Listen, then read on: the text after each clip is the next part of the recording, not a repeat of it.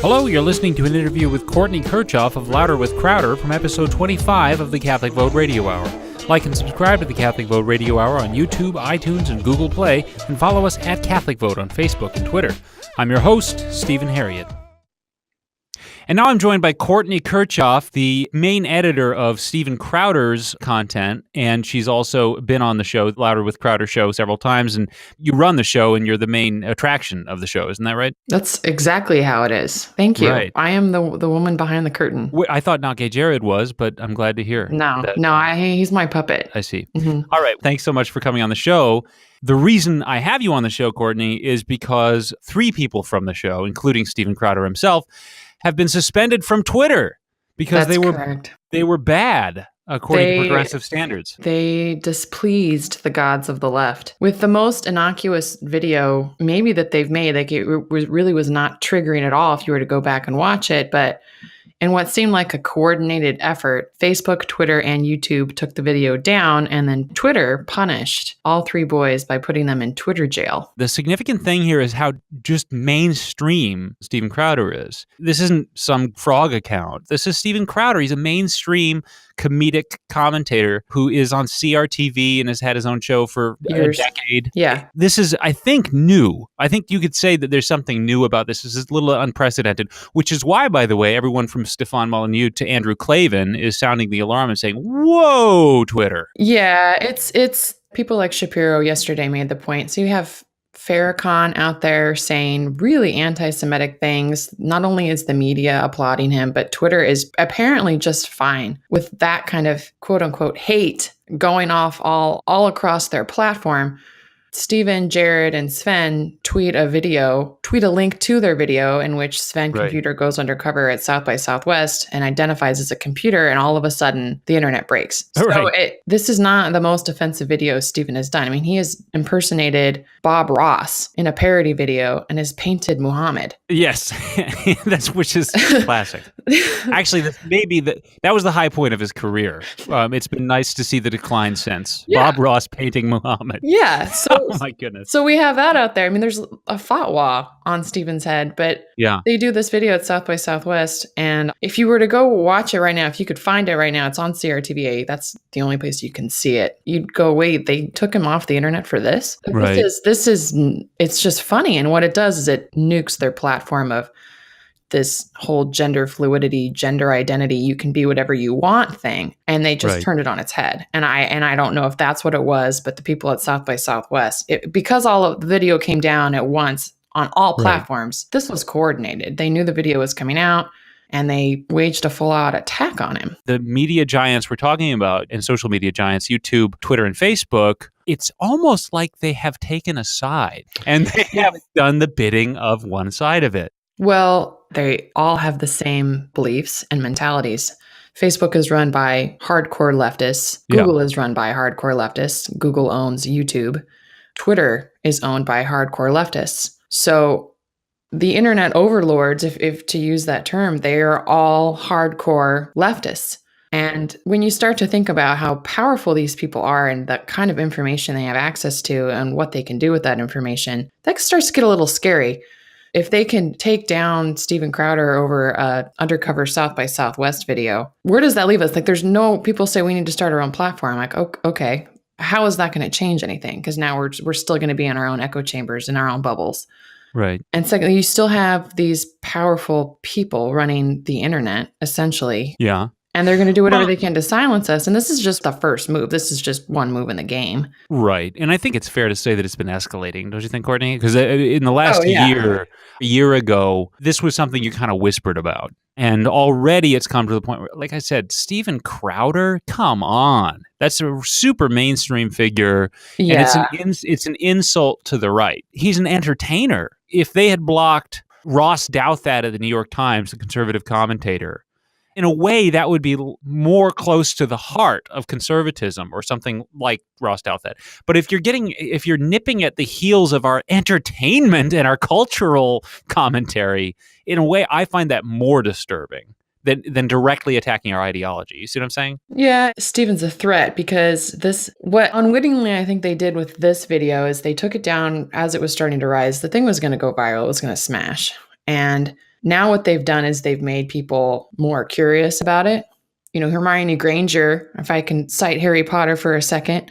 So the best way to get something read is to ban it. So the best way to get this video seen and make people curious about Steven Crowder and his platform, what he stands for, is to suspend him on Twitter. It's to take down his videos, because now people who hadn't heard of him before are really curious. Well, what was so bad that they didn't want me to see this? And I agree. I think things have escalated. What Facebook and YouTube probably didn't anticipate when they launched their platforms was that they were giving people on the right access to the mainstream that we couldn't get through media before. So we've been able to get directly to the people, and we have a message that people wanted to hear and were thinking themselves, but had no one in media voicing for them. So the conservative movement has really grown through alternative media, and that's a threat. Yeah, and we need to see more of that. And just as a parting thought, I think it's extremely important for investors and movers and shakers on the right to actually say, this matters immensely. Yes. Think of the possibilities. Let's say we're 9 days out from a national election. Right.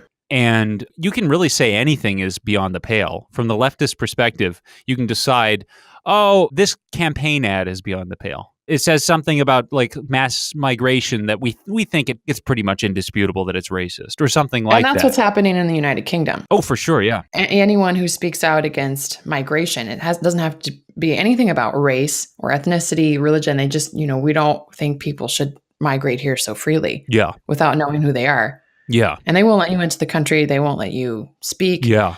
Because you're questioning them.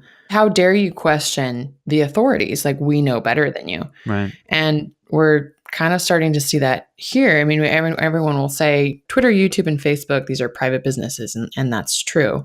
But who's going to stop them? Yeah. They're so big at this point, they almost are the way through the internet. And if they're squashing people with their vague terms of use, Twitter said Steven violated the hate safety policy or something. And it goes through if you dare criticize, it goes through everything. And you're not allowed to say anything about anyone at any time. Right. And they can move and change these rules whenever it suits them. So if days out before an election, Steven had made fun of, to take it back 2 years ago, and we made fun of Hillary Clinton all the time. It's right there on the table. She's a crazy person. Mm-hmm. If they had said, well, you're launching sexist attacks against Hillary Clinton because you described her as wearing a tarp, we're going to take your account, then it's like, well, now we have a problem. Well, that's the way it works also. This is a tactic that's used often. If you, like Maxine Waters, Trump called her a low IQ individual. Well, it's accurate.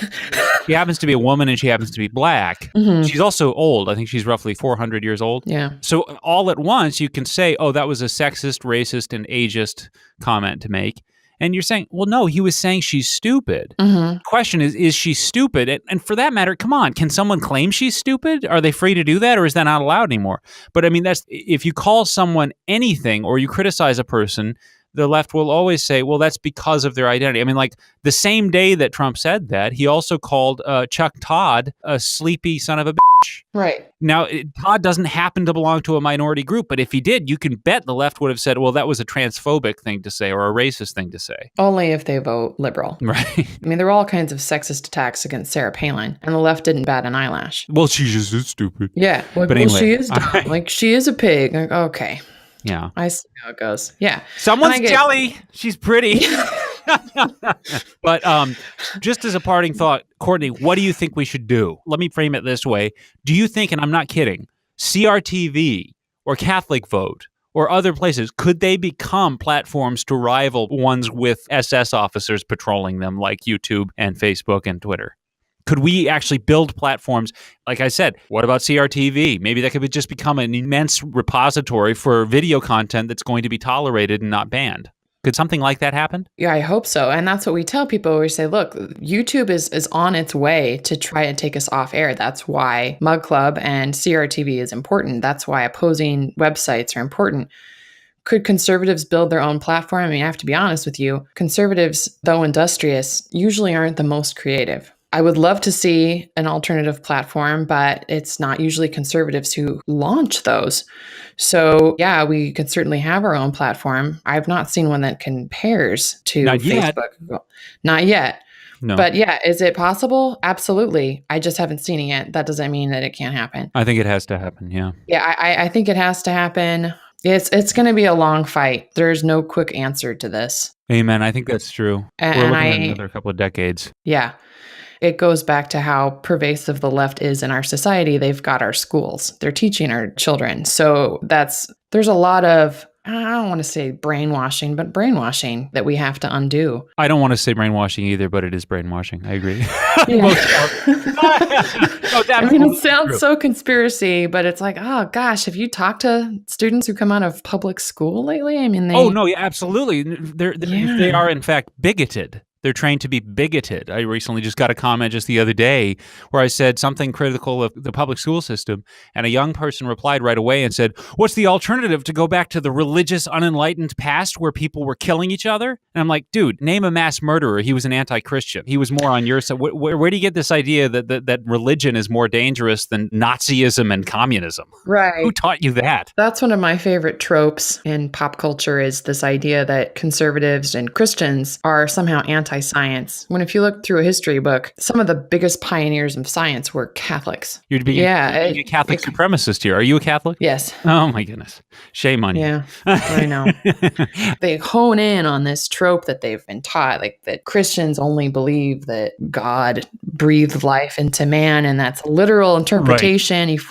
It's like, you guys... We do tend to oppose science of the type that decides that Jews and Slavs are less than human, and now the unborn also. I mean, that's fake science. Right. Yes, we've opposed quote-unquote science and quote-unquote enlightenment when it's the kind that leads to mass murder. That's the kind of science we tend to oppose. Well, and the science that says there can be more than two genders. Right. So the same people who are like, I'm pro-science and I'm pro-global warming science, you're also identifying as a frog.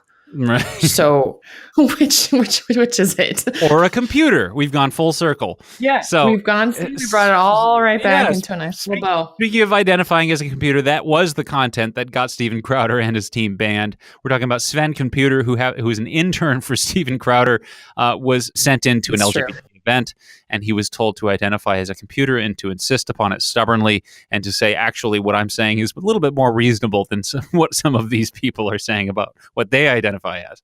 So that's the content we're talking about. Do check out the video. What is the name of the video, Courtney, so we can send people that way? You have to be a subscriber to CRTV, and right now we're having a promo going on where you can do a free trial. I think it's for 30 days. So you can go and watch it, but you need to go to CRTV.com. That's the only place you can watch the video at this point, because we can't put it up anywhere else. They'll just take it down. All right. Perfect. CRTV.com /Crowder, and you should get a little promo there. Excellent. I'm a big fan, and keep up the great work you're doing, Courtney. And folks, you can follow Courtney online. Just look for her on Twitter, Courtney Kirchoff. And it's been a pleasure having you, and I'll talk to you again soon. Thanks, Stephen. Well, thanks for listening to this interview from episode 25 of the Catholic Vote Radio Hour. Again, you can like and subscribe to the Catholic Vote Radio Hour on YouTube, iTunes, and Google Play, and don't miss the rest of this episode coming out Friday. I'm your host, Stephen Harriet. On your